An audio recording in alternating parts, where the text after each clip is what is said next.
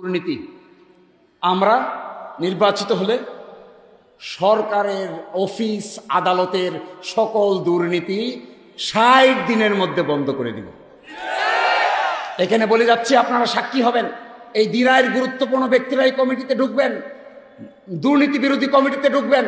আমরা তাদেরকে নিব, সরকারের সিস্টেম চেঞ্জ করব, অনলাইন মেকানিজম চালু করব, টিওনো অফিসে, এসিলেন্ট অফিসে, প্রকল্প বাস্তবায়নের অফিসে এবং থানাগুলোতে জনগণের এসে এইভাবে দিনের পর দিন আর বড় ধরনের হয়রানির শিকার হতে হবে না।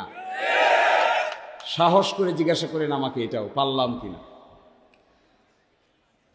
হাসপাতাল, আহা,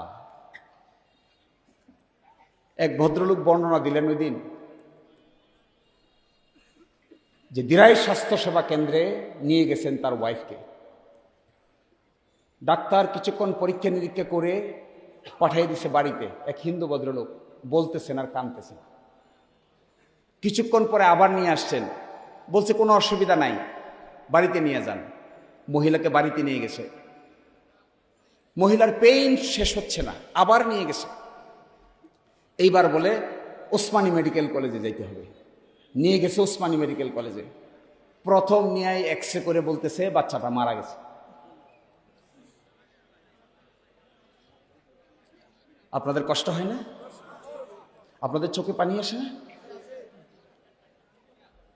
আপনাদের মনের ভিতরের মানসিক সত্তাটা ভেঙে খানখান হয়ে যায় না?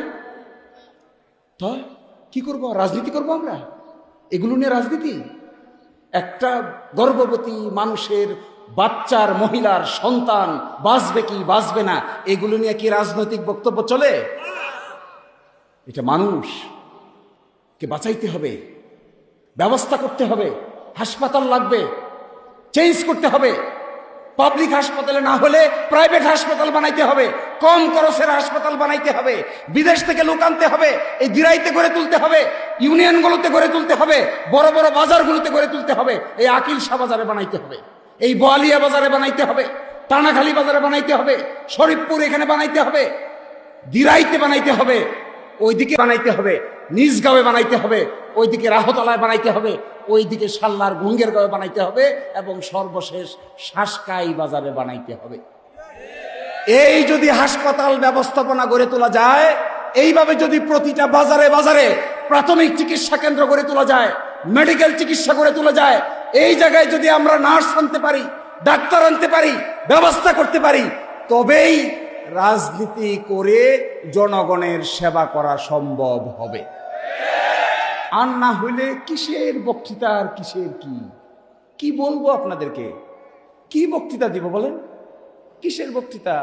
আমার ওয়াইফ মরে যাচ্ছে, বাচ্চা মরে যাচ্ছে, একটা ডাক্তার নাই, একটা সিজার করা যায় না, একটা হাসপাতালে, দিরাই হাসপাতালে কোনো অপারেশন হয়? আপনারা কেউ অপারেশন করেছেন? অপারেশন যদি হয় তাহলে দেখবেন পেটের ভিতরে গজরাইকে উপর দিয়ে সেলাই করে দিবে। বলছে কালি কয় সিলেট যাও, সিলেট যাও। সর্বশেষ আর সময় নিচ্ছি না, একটা কথা বলেই শেষ করে দিচ্ছি। কৃষি, যাতায়াত, রাজনীতি সব এখানে ভাগ করা আছে। সর্বশেষ বলে যাই একটা কথা, আমি আপনাদের সহযোগিতায় একটা নতুন রাজনৈতিক সংস্কৃতি গড়ে তুলতে চাই। আপনারা রাজি আছেন? আপনারা আমাকে সাহায্য করবেন? এই নতুন রাজনীতির ১ নম্বর হবে আগামী নির্বাচনে যে প্রচারণা চালাবো আমরা, যে দলেরই প্রার্থী হন না কেন, আমি চেষ্টা করব আমরার আয়োজিত সমাবেশে সকল রাজনৈতিক দলের নেতৃবৃন্দকে দাওয়াত দিতে।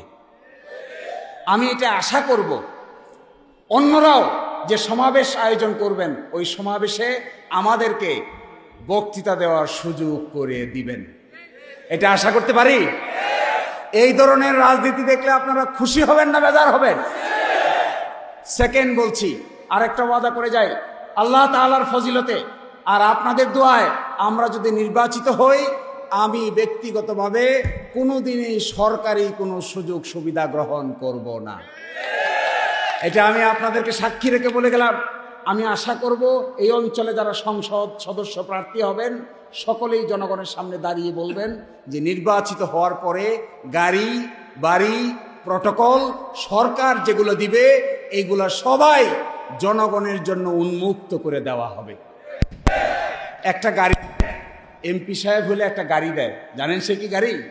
একটা প্রাডো গাড়ি দেয়। এই প্রাডো গাড়িটা ট্যাক্স ফ্রি হিসেবে কিনতে দেয়।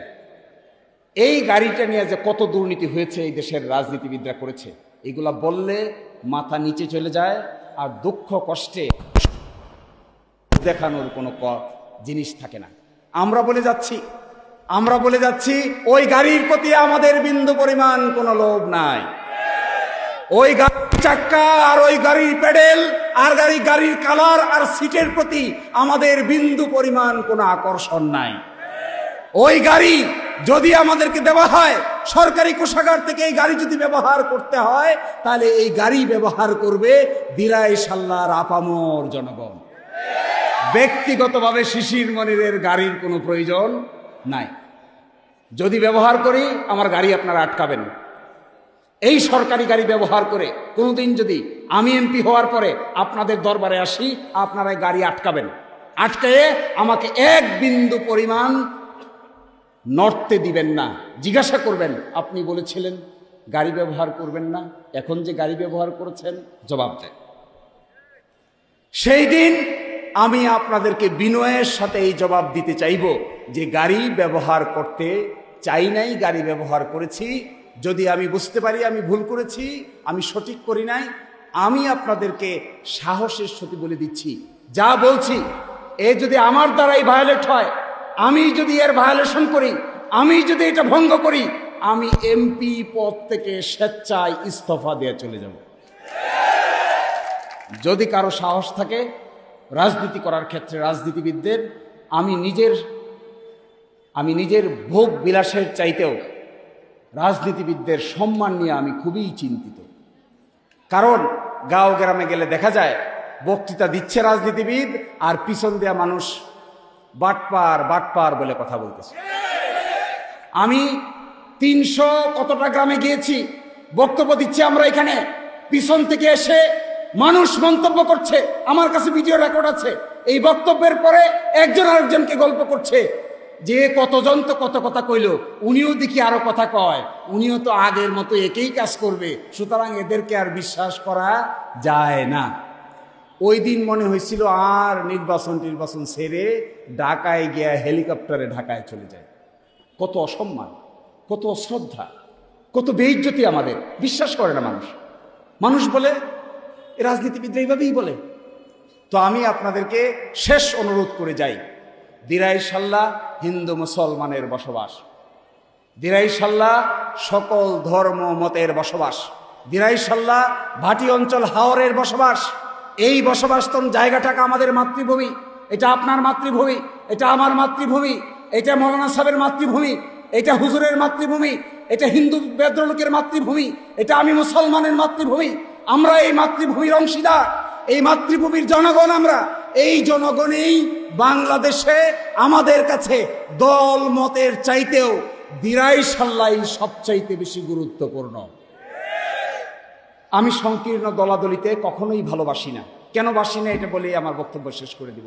আমি মনে করি আমরা যারা রাজনীতির সঙ্গে জড়িত আছি এই সংখ্যা খুবই কম, কিন্তু দিরাই সাল্লায় লক্ষ লক্ষ মানুষ আছে।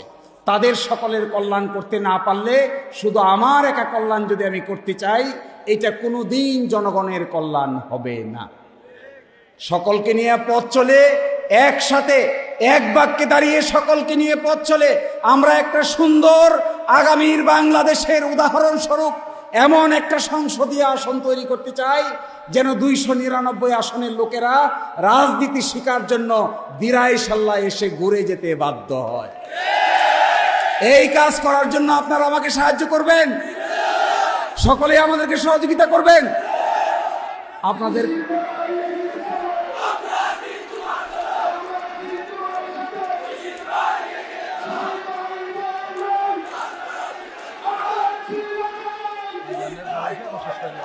আপনাদের সকলকে অসংখ্য ধন্যবাদ। আমার মতো এরকম কম বয়সের একজন মানুষের কথা এত ধৈর্য ধরে শুনেছেন। ইনশাল্লাহ আগামীর সময়টা আমরা মিলেমিশে দেশ গঠন করব।